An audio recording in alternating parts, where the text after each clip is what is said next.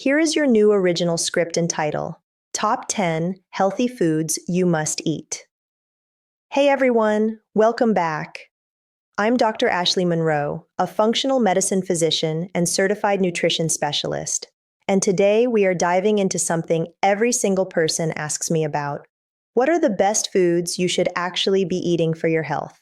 Now, before I get into it, I want you to stay with me until the very end, because I have a little surprise at the finish line that you are absolutely going to love. I also want to flip the whole idea of a superfood list completely on its head, because here's the truth. No single food is going to fix your energy, your weight, your digestion, or your sleep. Your body is a complex system that needs a wide, rotating variety of real whole foods to get the vitamins, minerals, amino acids, and healthy fats that it requires to function at its peak. Think of it like building a house. You cannot build a house with just bricks. You need wood, glass, insulation, wiring, and plumbing. Food works the same way. Every category you eat brings something different to the table, and when you combine them strategically, that is when real health happens. Another thing I want to address before we dive in: the word natural on a food label means almost nothing. Grocery stores have entire aisles labeled natural foods, but many of those products are still heavily processed, loaded with industrial seed oils, and stripped of anything that was once genuinely nutritious. Train yourself to read ingredient lists and prioritize whole, minimally processed foods whenever possible. With that said, let us get into the 10 categories of food that I believe should be the foundation of every healthy person's diet. The first and arguably most important category is non-starchy vegetables. And by this, I mean every leafy green you can get your hands on: spinach, romaine, arugula, kale, Swiss chard, as well as cruciferous vegetables like broccoli, cauliflower, and Brussels sprouts. These foods are nutritional gold mines. They are packed with folate, magnesium, vitamin K, vitamin C, iron, and a wide spectrum of antioxidants that fight cellular damage every single day. The key thing to understand here is that they are extremely low in net carbohydrates, meaning once you subtract the fiber from the total carb count, there is very little left to spike your blood sugar. A practical tip: aim for at least half your plate to come from this category at every meal, and rotate your choices week to week so you are pulling from a broad nutrient spectrum. Do not get stuck eating the same salad every single day. Variety within this category alone can make a significant difference in how you feel. The second category is berries. And I want to be very clear about something here, because fruit is a topic that gets wildly misunderstood. Most commercial fruit today bears almost no resemblance to the fruit that existed centuries ago. Through selective farming and hybridization, modern fruit has been bred to be dramatically larger, sweeter, and available year-round. Our ancestors ate small, tart, seasonal fruits occasionally, not the giant sugar-laden versions we see piled in grocery stores every month of the year. Berries are the exception. Strawberries, raspberries, blackberries, and blueberries remain relatively close to their wild origins. They are lower in sugar than almost every other fruit, incredibly high in fiber, and loaded with polyphenols and anthocyanins, compounds that have been linked to reduced inflammation, improved cognitive function, and better cardiovascular health. Enjoy them regularly, but treat them as a complement to your diet, not a free pass to eat fruit without limits. The third category is animal protein, and I want you to really pay attention here, because how and where your meat comes from matters enormously. Beef, lamb, pork, chicken, bison, venison, and wild game all provide a complete profile of essential amino acids, the building blocks that your body cannot synthesize on its own and must get from food. They also supply B12, zinc, hemi-iron, and creatine in their most bioavailable forms, meaning your body absorbs and uses these nutrients far more efficiently from animal sources than from plants. However, the quality of that animal's life directly determines the quality of the nutrition you receive. A cow raised on pasture, eating grass as nature intended, produces meat with a dramatically better omega-3 to omega-6 fatty acid ratio compared to a feedlot animal raised on grain. If grass-fed and pasture-raised options feel out of reach financially, start small. Even swapping just one protein source to higher quality can make a meaningful difference over time, and your health is worth that investment. For fish specifically, always choose wild-caught over farmed.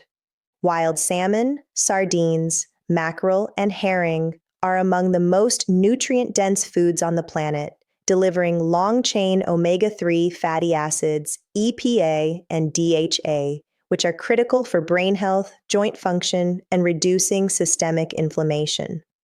Farmed fish, just like grain-fed livestock, are fed diets completely foreign to their natural biology, which compromises both their health and yours.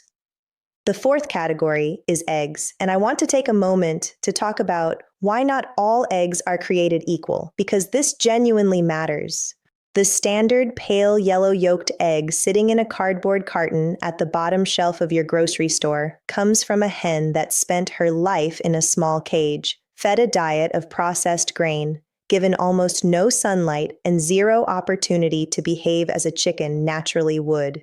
The nutritional result reflects that environment entirely. A pasture-raised egg from a hen that lives outdoors, forages for insects, seeds, and grass, and moves freely, has a rich, deep orange yolk that is noticeably higher in vitamin D, vitamin A, omega-3 fatty acids, and choline. When you crack open a pasture-raised egg next to a conventional one, the difference is visually undeniable. Look specifically for the label pasture-raised, not cage-free and not free-range, both of which are largely marketing terms with minimal meaningful standards behind them. The fifth category is healthy fats and oils, and this is where I want to undo decades of bad dietary advice. Fat does not make you fat. Body fat accumulates in response to chronically elevated insulin, which is driven by excess sugar, refined starches, and ultra-processed foods, not by eating dietary fat in a healthy context. Your brain is nearly 60% fat. Every single hormone in your body is synthesized from fat. Your cell membranes require fat to function. The key is choosing fats that are minimally processed and naturally stable.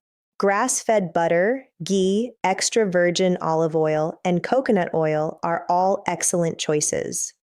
Avocado oil is wonderful for higher heat cooking due to its smoke point and neutral flavor. Lard and beef tallow from pasture-raised animals are also genuinely healthy, traditional cooking fats that were unfairly demonized during the low-fat era.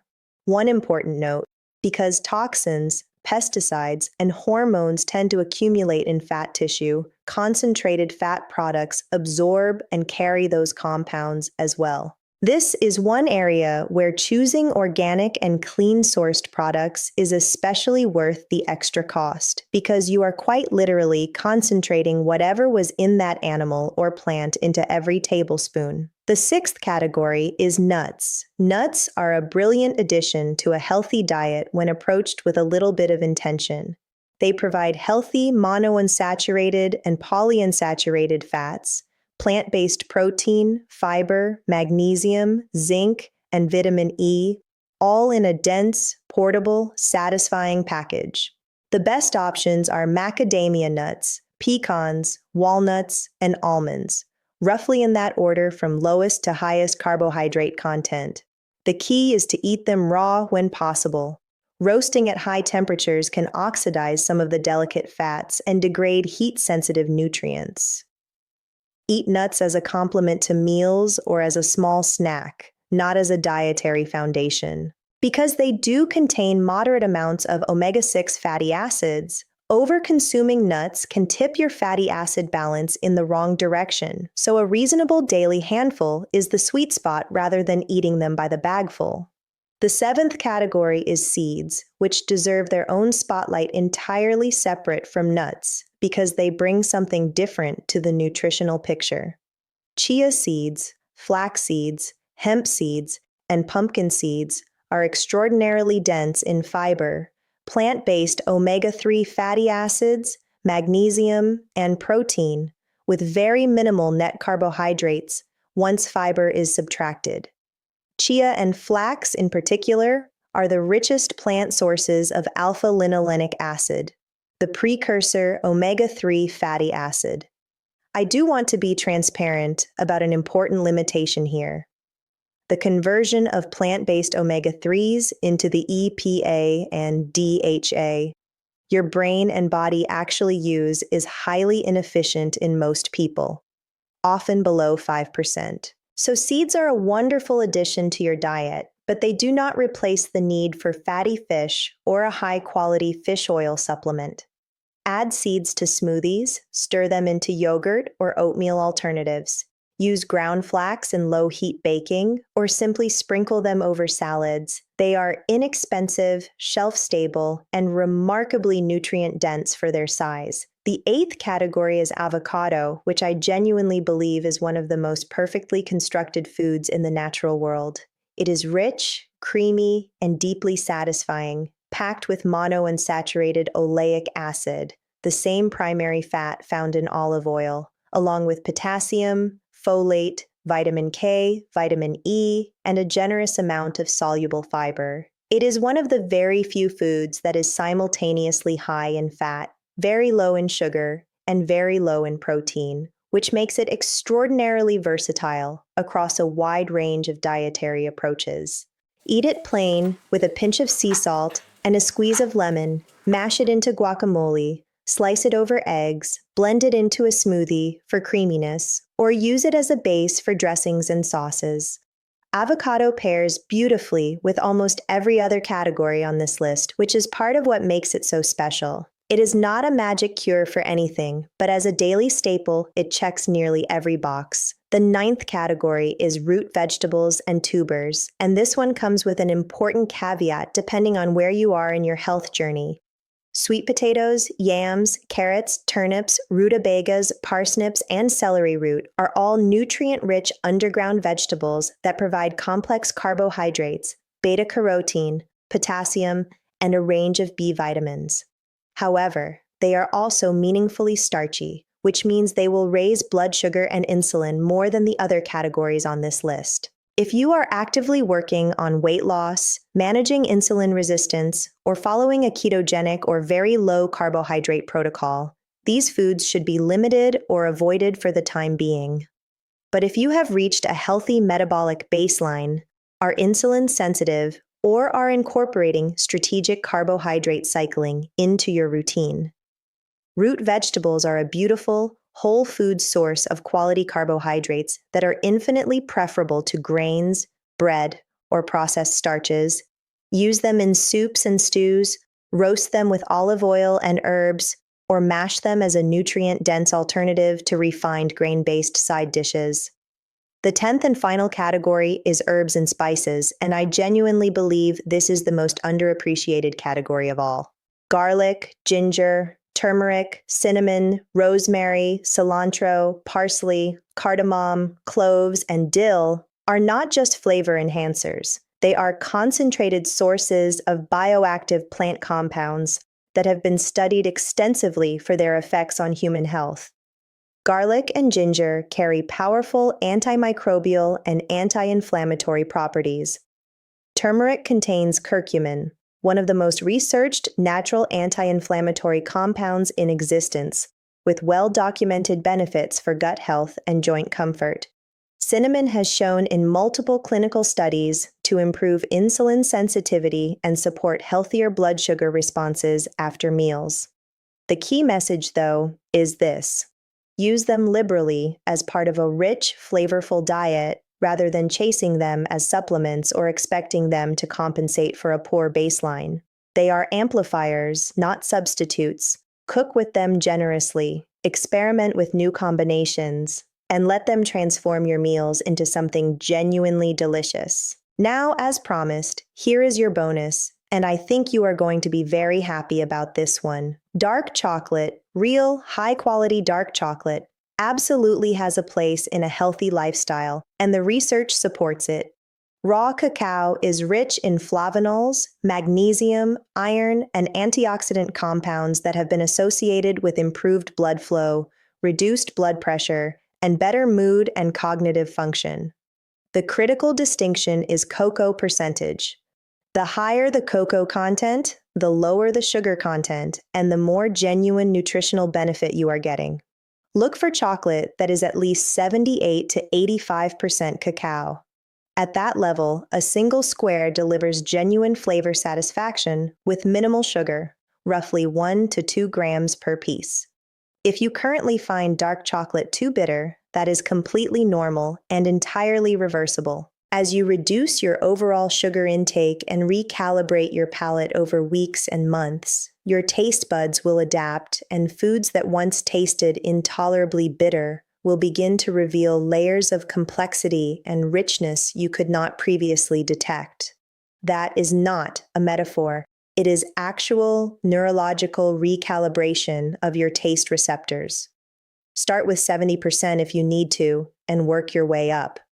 Eventually, 85% will feel like the perfect balance of rich and slightly sweet, and you will wonder how you ever tolerated overly sugary confections before. If dark chocolate simply is not your thing, no problem at all. The 10 core categories we covered are more than sufficient to build an extraordinary diet. Focus on variety, quality sourcing, and consistency over perfection, and your body will absolutely reward you for it.